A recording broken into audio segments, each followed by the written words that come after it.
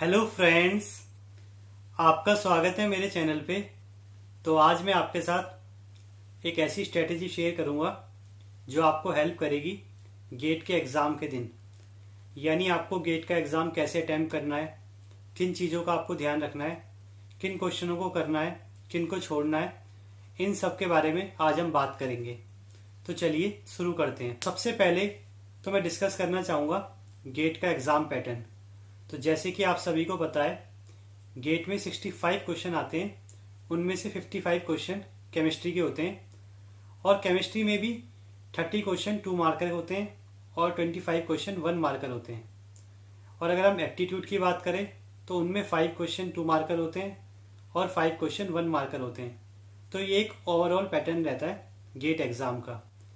अब इन क्वेश्चनों को अटैम्प्ट कैसे करना है और कौन सा पार्ट पहले करना है, चलिए उसे डिस्कस करते हैं।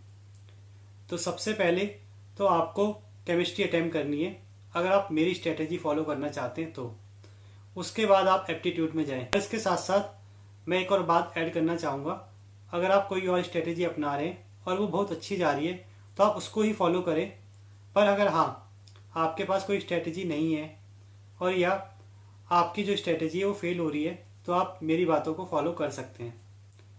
अब सेकंड चीज़ है, आपको टाइम को अच्छे से डिवाइड करना है और जो आपका टाइम डिवाइडेशन का रेशियो होना चाहिए वो होना चाहिए 2.5 आवर प्लस हाफ आवर। यानी आपको 2.5 प्लस आधा घंटा डिवाइड करना है। अब उन 2.5 घंटे और आधे घंटे में आपको क्या करना है उसको मैं डिस्कस करता हूँ।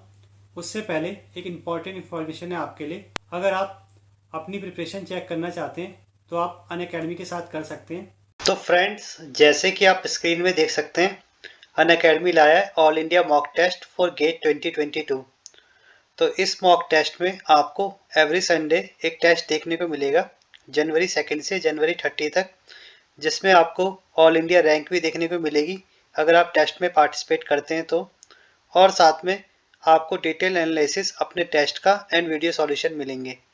तो इस टेस्ट में एनरोल करने के लिए आप मेरा रेफरल कोड भी यूज़ कर सकते हैं, जो है PRATEEPRWAT10 प्रदीप रावत 10।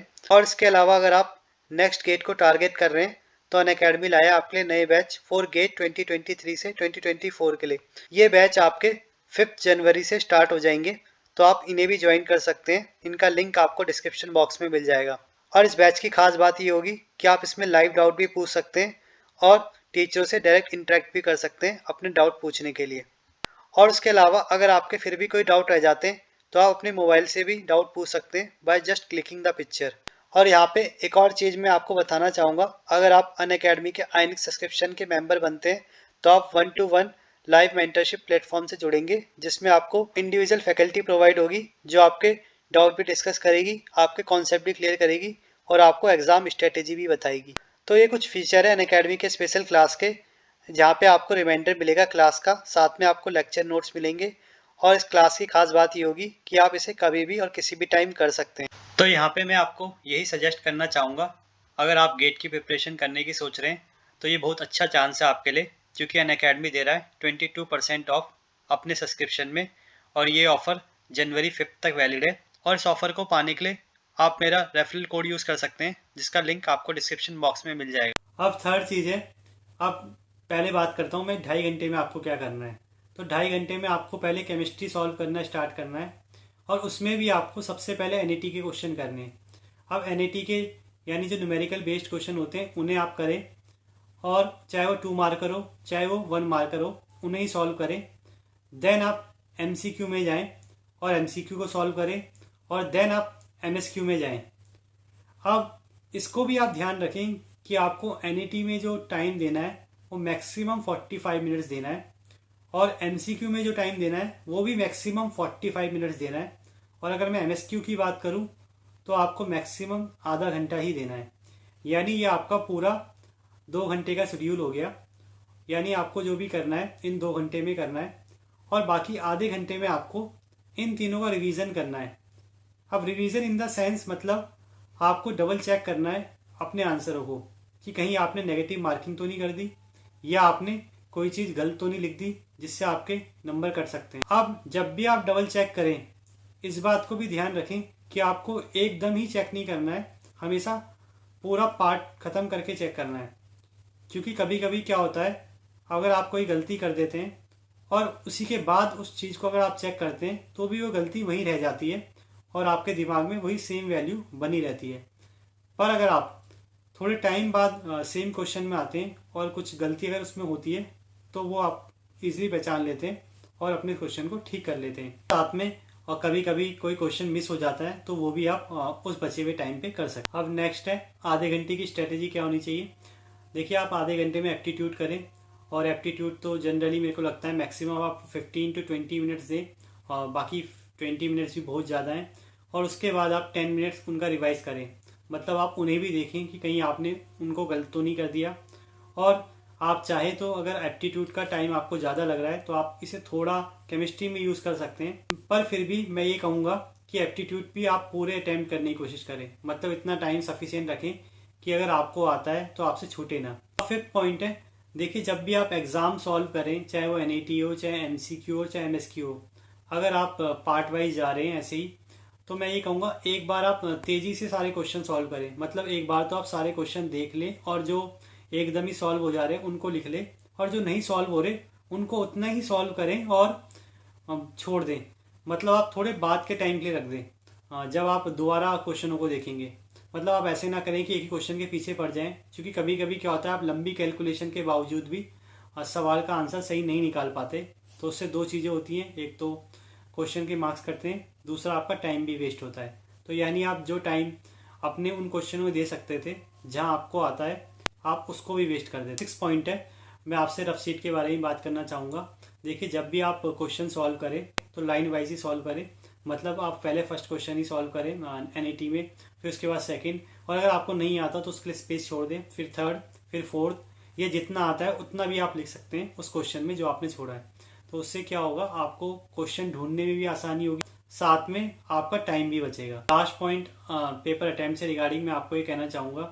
देखिए, एक पानी की बोतल अगर आप अपने साथ रख लें तो बहुत अच्छा होगा, क्योंकि कभी कभी क्या होता है हमें प्यास लगती है या हम घबरा जाते हैं, तो फिर हम बाहर जाते हैं और अपना टाइम थोड़ा 5-10 मिनट वेस्ट कर देते हैं।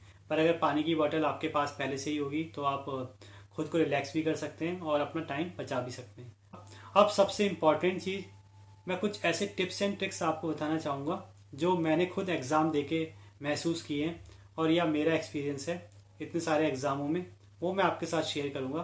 तो पहला तो ये, देखिए अगर किसी भी MCQ क्वेश्चन में अगर ऑप्शन में 0 है या 1 है, और मोस्ट प्रोबेबली 0 है अगर, तो आंसर 0 होने के चांसेस बहुत ज़्यादा होते हैं। और ऐसे ही 1 जिस ऑप्शन में हो तो उसे आप एक बार ज़रूर देख लेना, वहाँ 1 भी हो सकता है।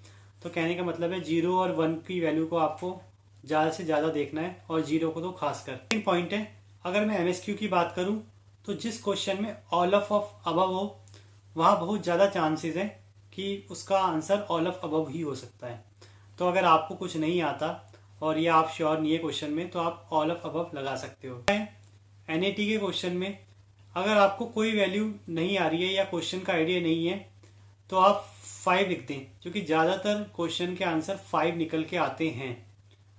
हाँ, मैं ये नहीं कह रहा कि 5 ही होंगे, पर ऐसा होता है कि 5 किसी ना किसी क्वेश्चन का आंसर होता है। और ज़्यादातर स्टीरियो केमिस्ट्री या जहाँ पे नंबर ऑफ कंपाउंड्स पूछते हैं, या जहाँ पे कुछ नंबर ऑफ स्टीरियो आइसोमर, या जहाँ पे बिना न्यूमेरिकल के जो आंसर आता है वहाँ पे 5 होने के चांसेस ज़्यादा होते हैं। तो आप 5 लिख सकते हैं, ये मेरा थोड़ा एक्सपीरियंस है। फोर्थ पॉइंट, आप थर्मोडायनेमिक्स के क्वेश्चन को बिल्कुल ध्यान से देखेंगे और आप यही देखेंगे कि उसमें क्या चीज़ कांस्टेंट है, क्योंकि बहुत बार होता है कि हम गलत फॉर्मूले लगा देते हैं, और कभी रिवर्सिबल में इरिवर्सिबल लगा देते हैं, और कभी कांस्टेंट कोई देखते नहीं तो 0 वैल्यू लगानी होती है तो वो भूल जाते हैं। तो थर्मोडायनेमिक्स क्वेश्चन को आप बिल्कुल ध्यान से करेंगे। फिफ्थ पॉइंट, ये एक अलग ट्रिक है या एक ऐसी चीज़ है जो मैंने खुद एक्सपीरियंस किया और मेरा सही हुआ है, तो मैं आपके साथ शेयर कर रहा हूँ। पर ये मैं उन लोगों के लिए बता रहा हूँ जिनकी एग्ज़ाम की तैयारी नहीं है, या जो पहली बार दे रहे हैं, या जो बहुत तुक्के मारने वाले, सिर्फ उनके लिए। पर जो पढ़ के जा रहे हैं तो मैं उनसे कहूँगा प्लीज़ आप इस तरीके का कोई भी रिस्क ना लें।